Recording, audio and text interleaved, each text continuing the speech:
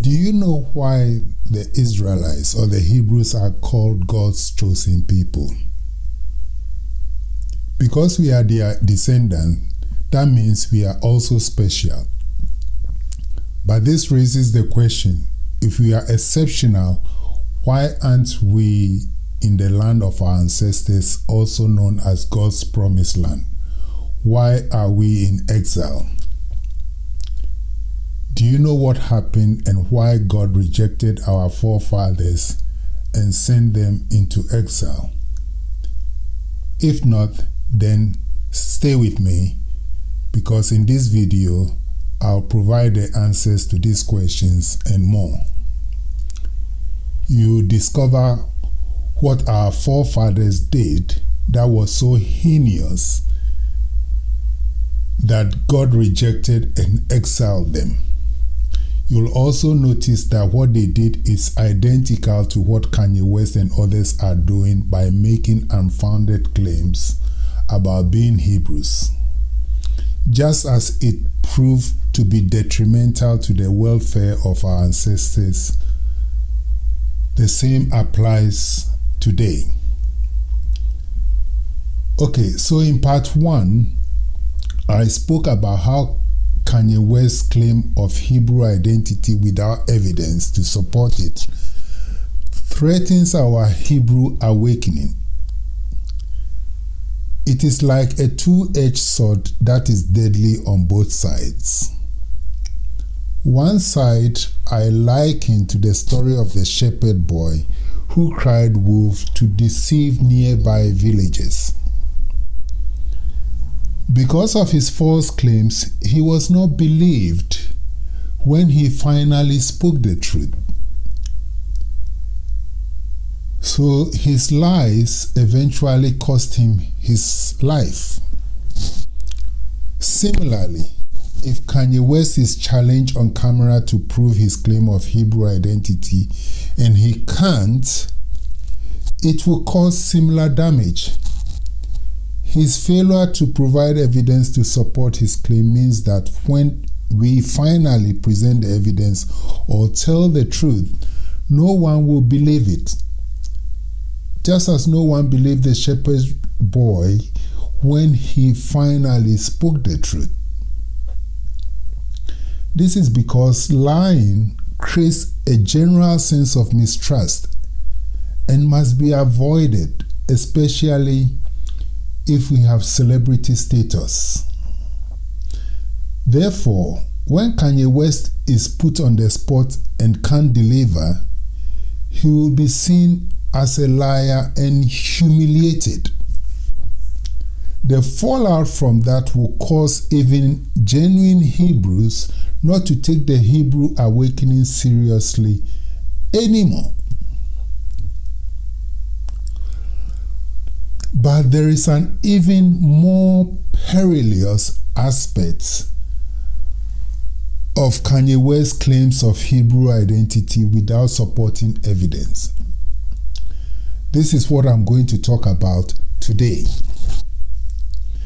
This has to do with the opposite lesson we learned from the example of the story of the shepherd boy, which I discussed in part 1 of this video series. The opposite effect in the sense that people will accept his claims as gospel truth and run with it, no questions asked.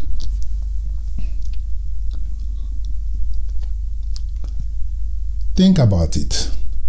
As a music rap artist, Kanye West is a well-known star who has a large fan base, which means his fan base takes his comments at face value and not question them.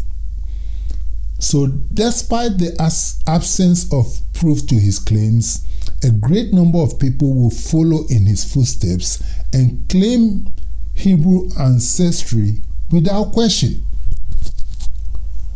So what is wrong with that, you may be wondering? Well, as I'm about to show you, it was behavior like this that caused God to reject the ancient Israelites as his chosen people and send them into exile. That being the case, concerning our Hebrew identity, this behavior of making claims with no supporting evidence is one thing that should be avoided at all costs. Everyone who behaves in this manner will immediately lose their status as one of God's chosen people.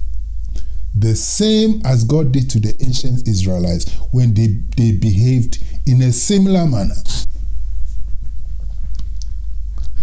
So now you may be wondering what precisely our ancestors did that was so terrible that God did not accept them as his people anymore and sent them into exile.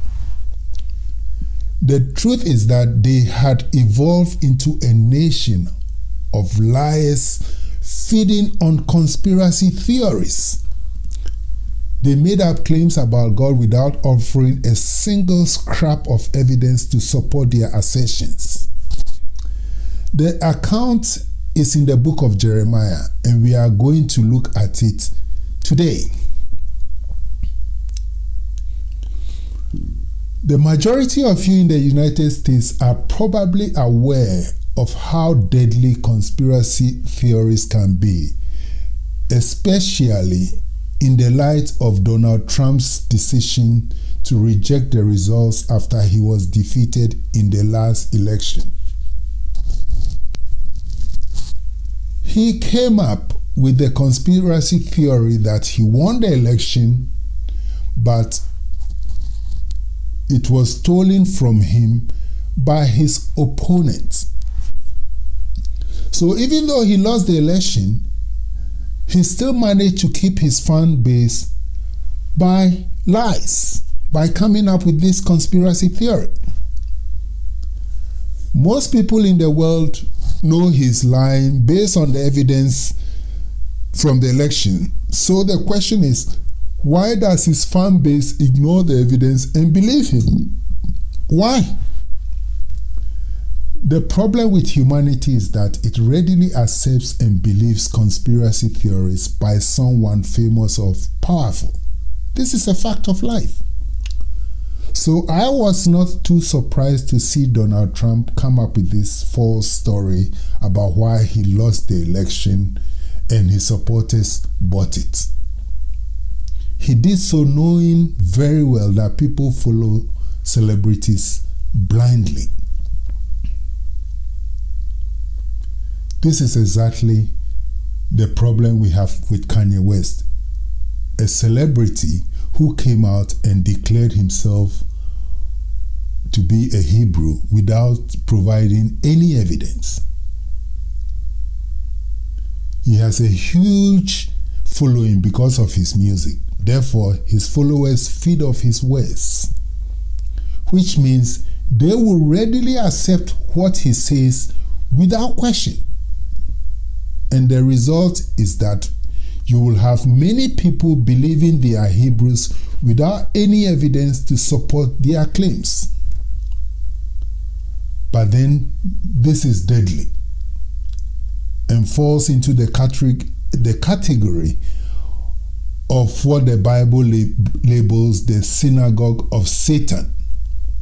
Before you ask what is the synagogue of Satan, it means people who claim to represent God but are liars. I will expand on that later in this video series.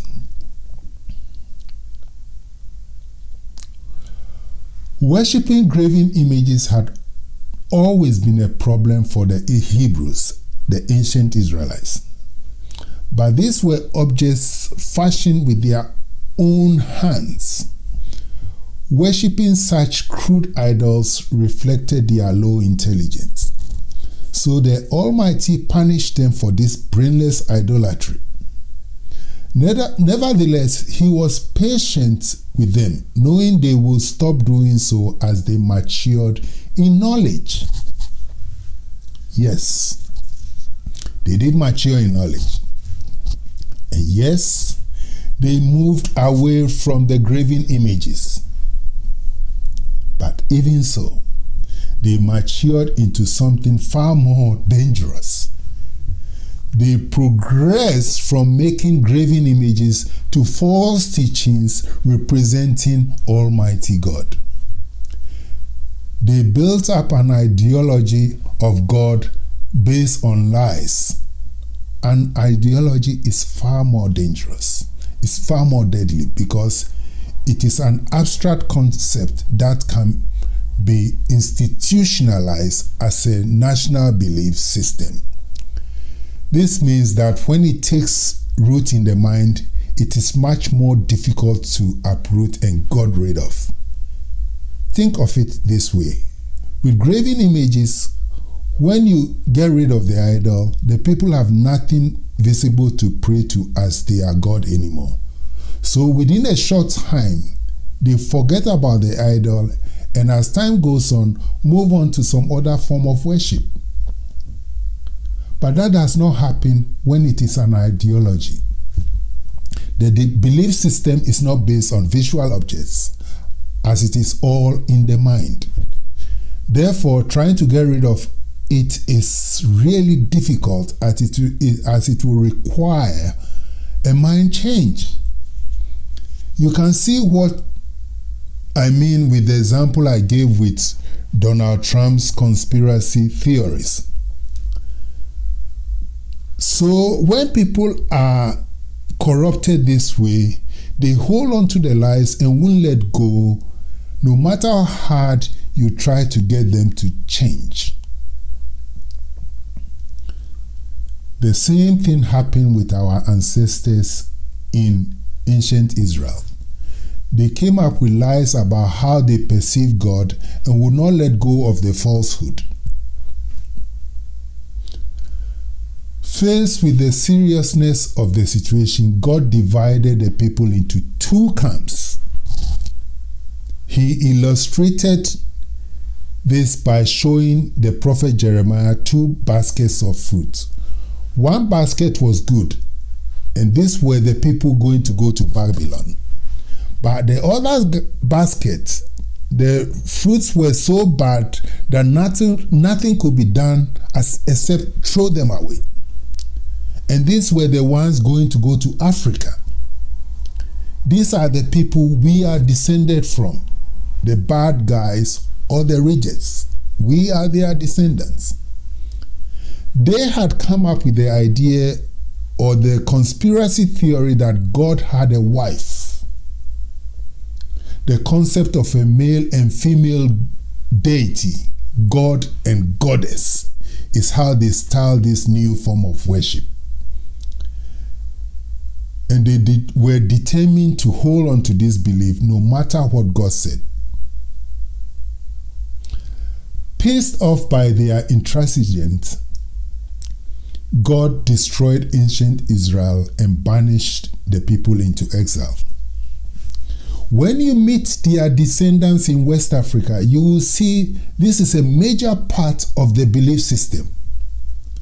What is recorded in the book of Jeremiah happened 2,500 years ago.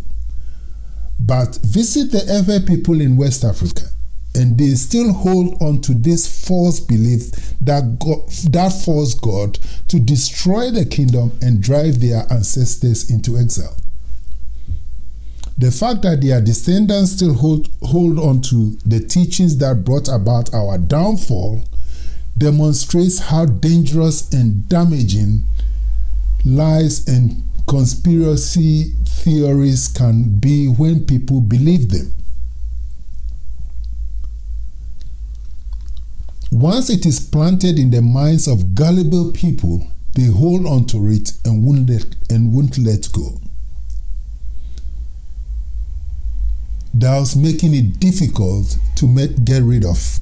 As a result, 2,500 years later, the Ewe people still practice the idolatry that destroyed us then and is still destroying us now. This believe in a male and female God is a major part of the belief system in West Africa. Sogbolisa is the name of the male and female deity. Sogbo is the male and Lisa is the female of the deity. Another name is Tohono. To is the male and No is the female. At this stage, you may be wondering why the teaching that God had a wife will irritate the Almighty so much that he destroyed the kingdom of Israel and banished our ancestors into exile. To provide the answer, we need to go back to Mount Sinai, where God initially designated the Israelites as his chosen people. When you read the conditions of the covenant, it clarifies what it means to be the chosen people, which the Hebrews had become. Examining what it means to be God's chosen people explains why what the people did was such a terrible crime. This is what I will tackle in the next video as I elaborate and expand upon the dangers of making unfounded claims about our Hebrew identity. So look out for part 3 of this video series. I hope to see you in the next video. Thank you.